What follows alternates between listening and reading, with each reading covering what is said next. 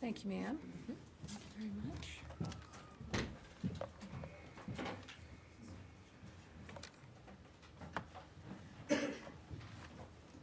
Thank you.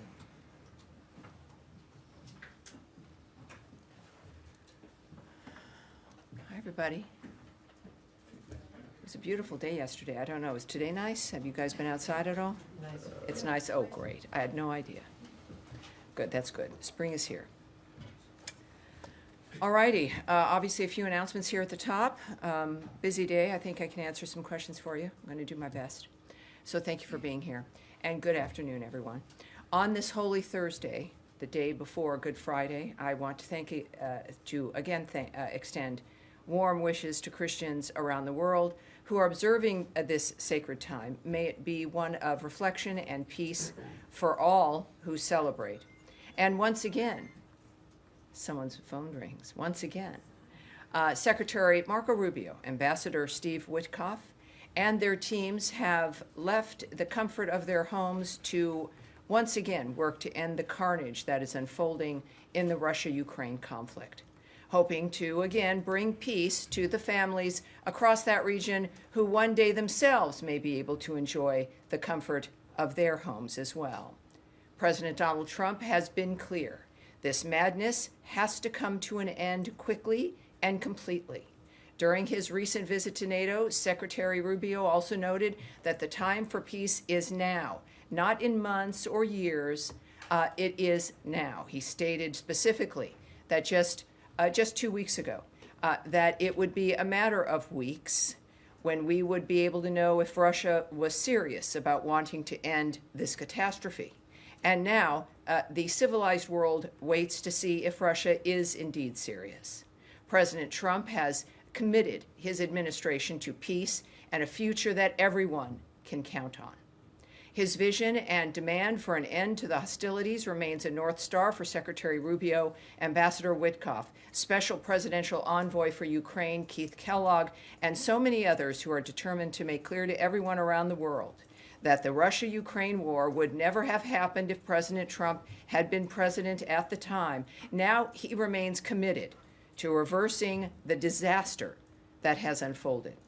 To that end, Secretary of State Marco Rubio, Ambassador Steve Witkoff, and Special Presidential Envoy for Ukraine, Keith Kellogg, are in Paris today with a clear motivation to find a path forward to end the Russia-Ukraine war in order to stop the bloodshed. The visit, which includes meetings with European partners, aims to advance the shared interests and restore stability to the region. The Secretary will also be talking to partners about our shared commitment to ensuring that Iran never develops or obtains a nuclear weapon. These efforts are rooted in common sense and a firm belief that American strength and decisive leadership can reshape the world for the better. And now turning to the news of the week, because there is more. I know, everyone's surprised. Today, the United States sanctioned the International Bank of Yemen for its financial support of the Houthis, as well as key leaders or officials of that bank. The United States is committed to disrupting the Houthi financial networks and banking access as part of our whole-of-government approach to eliminating Iran's threat network.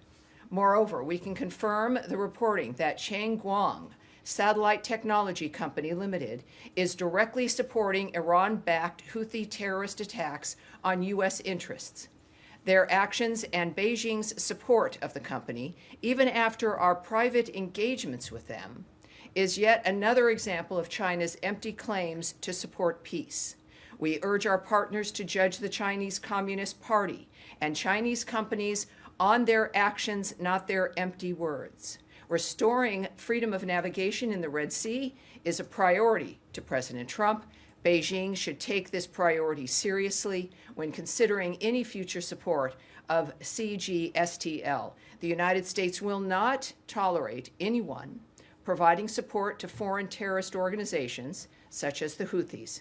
Now, as part of President Trump's unwavering defense of free speech, Secretary Rubio has permanently shut down the State Department's Counter Foreign Information Manipulation and Interference Office, formerly the Global Engagement Center.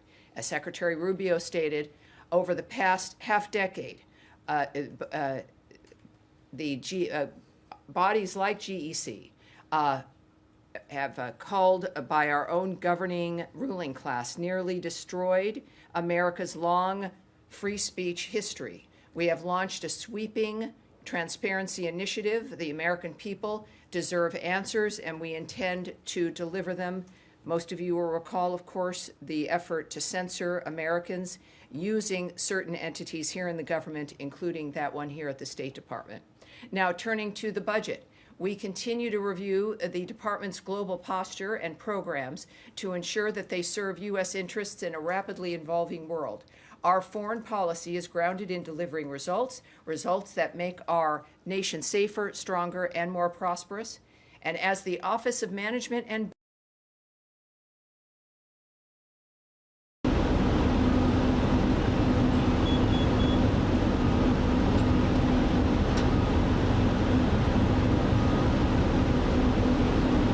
today, just not that any of you would have asked, but I look forward to detailing more as we receive it. With that, I welcome your questions, all of them which I may not be able to even answer, or I will answer them. Matt Lee. Thank you, Tammy. And I am going to have to leave in 12 minutes because I got to get to the airport. Oh darn! So I should have been later today. Then so when I walk out, I'm not leaving in protest. I would never suggest that. It's more fun so to stay. I just want to ask you about what you said about the talks in Paris. Yes. Is there any more detail that you can provide? And when you say that the civilized world waits to see if Russia will be serious, are you suggesting that Russia is not part of the civilized world? Well, I guess we're waiting to see for a minute, and I suppose clearly. So we're not sure if I think Russia is clearly civilized? Russia has an interest in being part of the civilized world, as we all do, and we take actions that make it easy and appropriate for us to do business with and to be embraced by countries that think accordingly. That peace matters. I think that matters to everyone, and that in part, of course, affects the choices we make. So, okay, so do you have anything more that you can share about what happened I can tell you. Is happening, I guess? Yes. Still? Now, what I can note, of course, is regarding the other meeting that we expect, and I can confirm that it will be Saturday and in Rome. So that is confirmed for those. I'm sorry, ma'am? Sorry, the Almani just said it's going to be in Rome. Yes, it's going to be in Rome. Yeah. It's going to be in Rome on Saturday. Good, so many Yeah, of but us are saying. Secretary Rubio is not going to be there, so I'm not asking about that. I'm asking about Ukraine. Oh, so I'm you asking know about that. Ukraine. That's really, thank you very much. Sorry. You're asking about I'm asking about the talks in Paris today. Uh-huh. I'm just wondering if Well, you they have are any more. ongoing as we sit here. Okay. Yeah, they're All ongoing. right, so They're, I think also there's one element where Iran, in fact, was discussed as well with the people who are attending. So as we are expecting certain reports on what the meetings have been, so we will have more to say the least. And hopefully by, I think, tomorrow morning, very early, perhaps Eastern time, we may even have some remarks by the Secretary. But all of this, as I've seen on at these kinds of situations and gatherings, that things change quickly, and that may even be the case now. So I hesitate to go more into what we may see and when we may see it, only based on the fact that, of course, that's going to be determined by what happens on the ground. thank you. All right, and I have to go. See you. Hi, Matt. All right. Yes, Andrea Mitchell. Hi, thank you very much, Tammy. Let me follow up on the Saturday meeting. Yes. Because when they left the last meetings, initially Ambassador Witkoff said that the U.S. would agree to no dismantling, but then it was clarified. Would agree to what? I'm sorry. To not require Iran to dismantle everything that they had. That if the Iranian position has been, according to my best understanding, that they want to retain enough for a peaceful nuclear power, for a civilian program with verification under the NPT, and are willing to give up what they had broken out to 60% in the last couple of years, alarming the U.S. and other And allies everyone, and the rest yes. of the world. But the position now is that they are saying, apparently, that they will not totally dismantle any nuclear program. Is the U.S. position that they have to dismantle even what could be verifiably proved to be a peaceful, low-level enrichment of nuclear power? And I had one other question to ask you. Let me answer that one while it's Let me fresh, ask- and then I will definitely stay with you. I'm not going to, I won't scoot, I promise. But this is important because, I understand, it's an important question. But that is, of course, if we were going to be negotiating through our conversations, or on television or anywhere else, we wouldn't need to be going to Rome on Saturday. Those are issues that I suppose some would want to have be in the media or discussed publicly, but that's not the nature of what the negotiations are. That's not a reflection But the of U.S. what will- position has been that they have to totally dismantle. Is that still the U.S. position? That's been the public The- position of the president, the Right, secretary. the bright red line is that Iran will not have a nuclear weapon. That is unacceptable. That's been President Trump's statement from the start. Now, one could ask if you need enriched uranium at 60% for a peaceful program. I'm not in those negotiations. I don't know what questions will be asked, but that is the bright red line. And that's going to be discussed in private between the people who are assigned to have that conversation. And if there's anything, we know it's what is acceptable and not acceptable to President Trump, and that position has been clear. No, I understand that. Yes, ma'am. But at a much lower level, something 5% plus, the question was whether they have to give up all uranium, which And you has know, been, if- which if- has been the If we official were in US Rome position. and having lunch, we We'd could be have a much happier, conversation. wouldn't we? I will, certainly will not at all presume what diplomatic conversations or now what might be negotiations. I'm not going to presume about them or comment or have an opinion. You So had a this is second part. This is second. Yes, ma'am. Second issue. There has been an attempted hijacking on an airplane internally in Belize, Tropic Air, and it involved an alleged hijacker who was a U.S. citizen who, according to law enforcement reports down there, was fatally shot on a confrontation with police. He's been identified as a U.S. citizen and a passport holder. Does the State Department have anything on this? Not yet. We watched that unfold, I think, as everyone else did. Horrifying. We are grateful, I think all of us are, that did not turn into a mass casualty event with, I believe, over a dozen people on the plane. Clearly, we know a few details. We don't know much more. But as I was actually working on the briefing, that came across my timeline. It came across yours, and it's terrifying. But thank God we don't know about injuries or any other details, so I certainly can't comment. But it seems like there was obviously effective law enforcement on the ground, and that's all I have for you now. But obviously we're watching it as well. Thank you. All right. Yes, Humaira. Hi, Tammy. Thank Hi. you. Back To your comments a moment ago that Matt also picked up, the civilized world waits to see if Russia is serious. So we're just trying to understand what exactly is the United States waiting, given Russia rejected President Trump's proposal?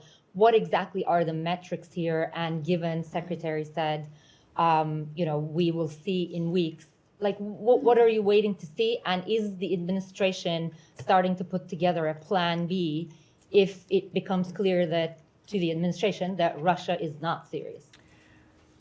Well, obviously, I can't talk about the specifics of what the president has said to other people or what those decision lines are.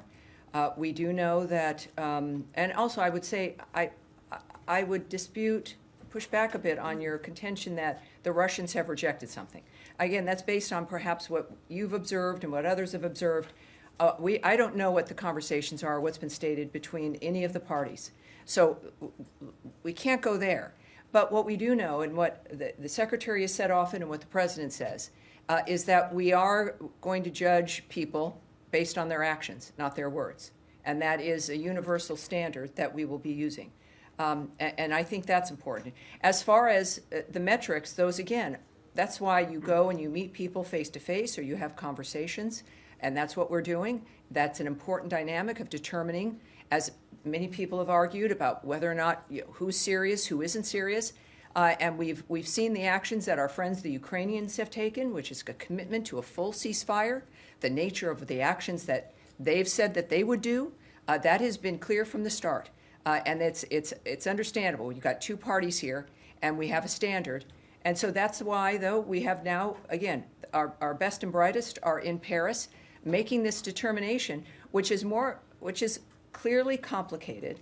And as far as the Secretary noting it'll be a matter of weeks, that again is a judgment and a statement that I think all of us can understand on a timeline, but clearly is based in what it is they say that they expect to see. I am not privy to that, and those conversations, of course, all day long and continuing on right now, I would guess are to determine that.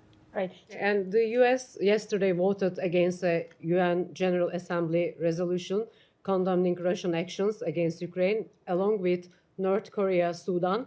This marks the second time similar vote.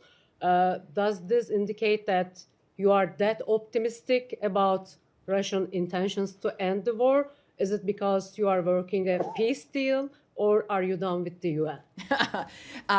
We certainly, first, I can't speak to any of those things, as I wouldn't have an answer to those. I wouldn't, I just can't speak to it. But again, I do know that this is an administration, that we're in the UN for a reason. It's here in the United States. It can play an important role, and it has in the past, and it can again. That's the bottom line truth. When it comes to how votes are done, that's again not my business, and it's not something I really can speak with. All right, I think we're kind of here. I think we're done. I think we're done for today. I want to thank all of you. I did not go to Paris specifically so that I could be here with you guys today. Again, I will remind you, we are expecting a statement that would be on the record. We hope things could change very dramatically in the very early hours. So just keep that in mind. As soon as we get any kind of confirmation, which has not come through, we will let certainly our bullpen know, and I think the rest of you will be able to find out. But we'll see what happens. We expect that a little later on, and I will see you next Tuesday. Thank you. Thank you, everyone.